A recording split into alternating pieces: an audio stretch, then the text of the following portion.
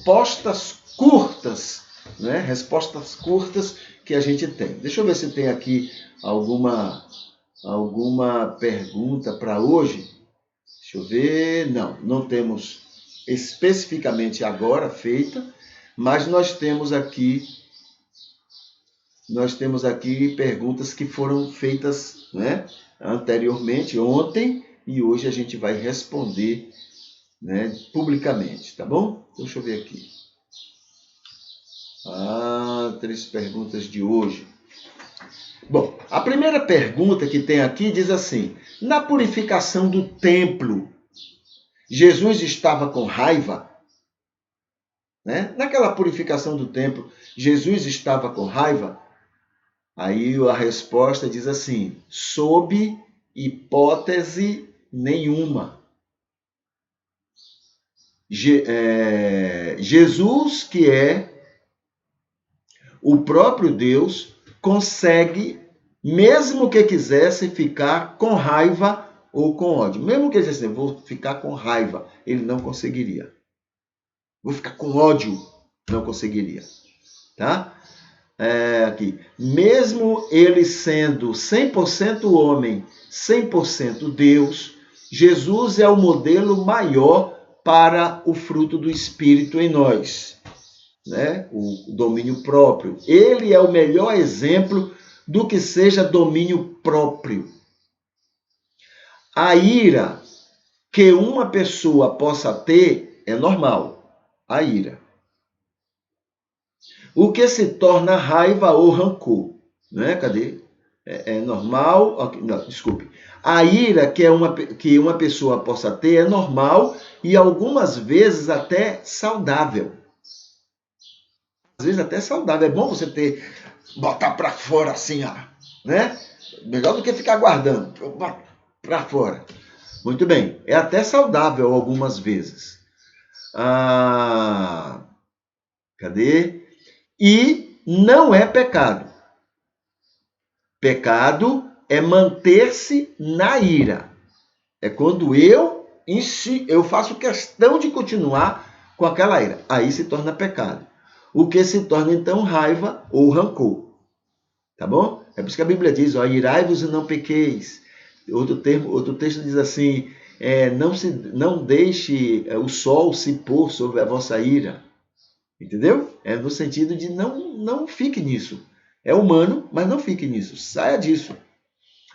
A ira que uma pessoa possa ter é normal, já falei, né? Qualquer que fosse a intenção dos evangelistas sobre aquele episódio lá no templo, nunca podemos entender que se tratasse de uma raiva.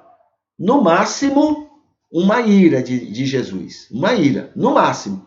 O que eu pessoalmente acho, que também não aconteceu. Não acredito que Jesus tivesse ficado irado. Mas, como é normal, né, ficar irado, o ruim e o mal é continuar na ira, então a gente pode dizer que no máximo ele pode ter ficado irado. Mas eu pessoalmente não acredito que ele tenha ficado irado. Eu acho que o domínio próprio é algo fantástico e Jesus foi um grande exemplo disso. Segunda pergunta.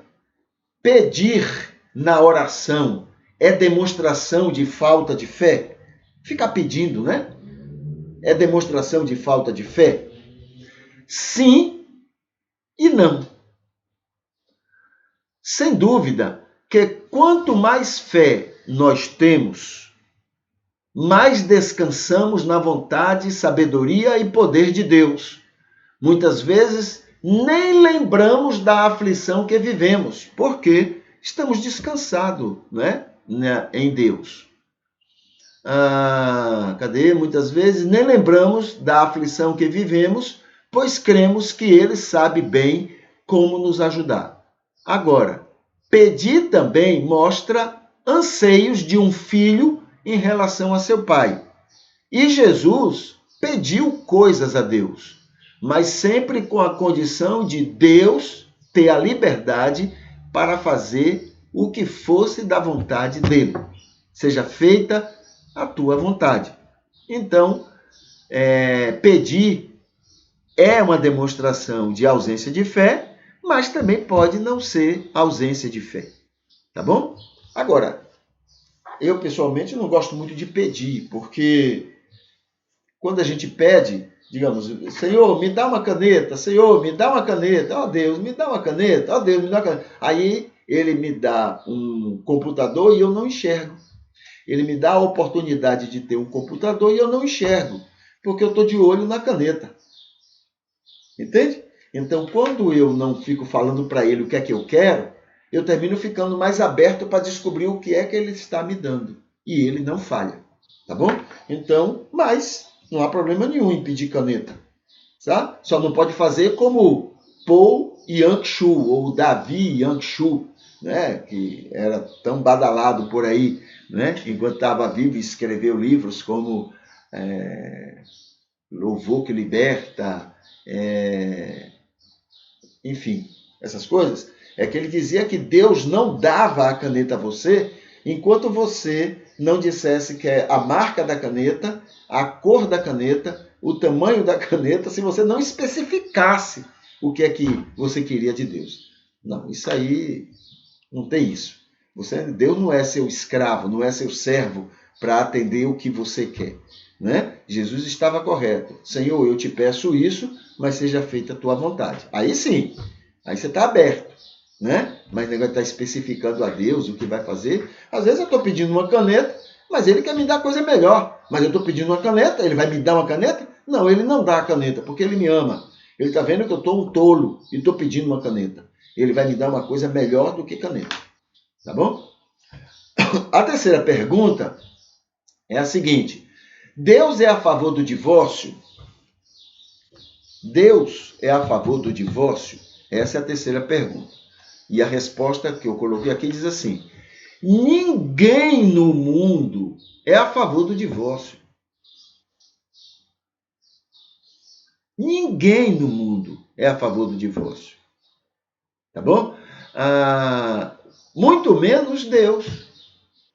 Porém, ninguém deve viver infeliz por causa da falta dele. Divórcio é como um remédio ruim, muito ruim. Tá? Divórcio é como um remédio muito ruim.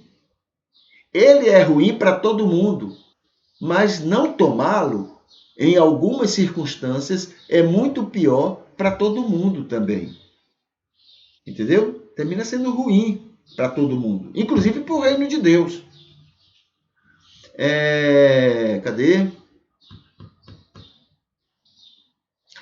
Quando Jesus falou contra o divórcio, ele estava considerando o escândalo que, havendo, né, se houver escândalo no divórcio, deve ser evitado no possível.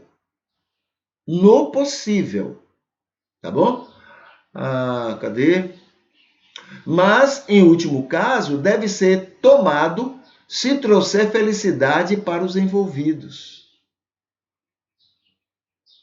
Ele afirmou que divórcio é solução para a dureza de coração das pessoas. E que os casamentos feitos no Senhor, né, ninguém e nada consegue separar. Tá? Então, o divórcio é como um remédio.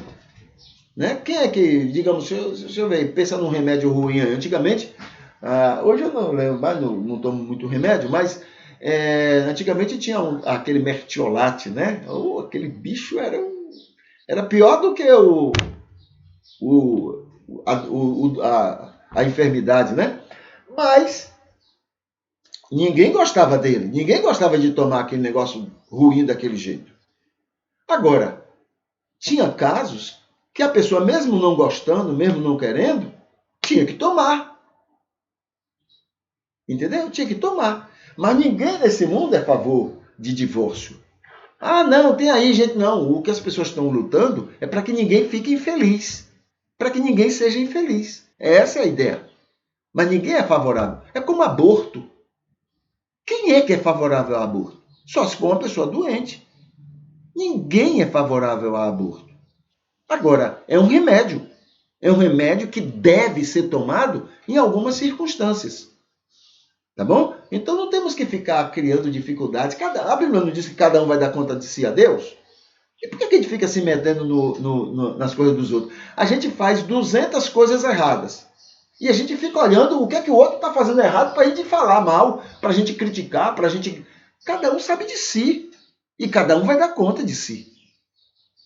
Tá certo? Então não somos vigia nem delegados de ninguém. Né? Não, Deus não nos deu essa responsabilidade. A nossa responsabilidade é fazer como Jesus fez com aquela mulher adúltera. Né? Independente do que ela fez, ele esteve ali do lado dela. Foi bênção para ela. O resto é ela com Deus. Entende? Então, a gente precisa parar com esse negócio de ser xerife, de querer ficar obrigando as pessoas a serem religiosas e dedicadas como nós somos. Grande coisa nós somos. E a gente quer que as pessoas sejam como nós somos. Nada disso. Não é nosso compromisso. Essa é uma responsabilidade do Espírito de Deus. Entendeu? Cada um vai dar conta de si. Tá?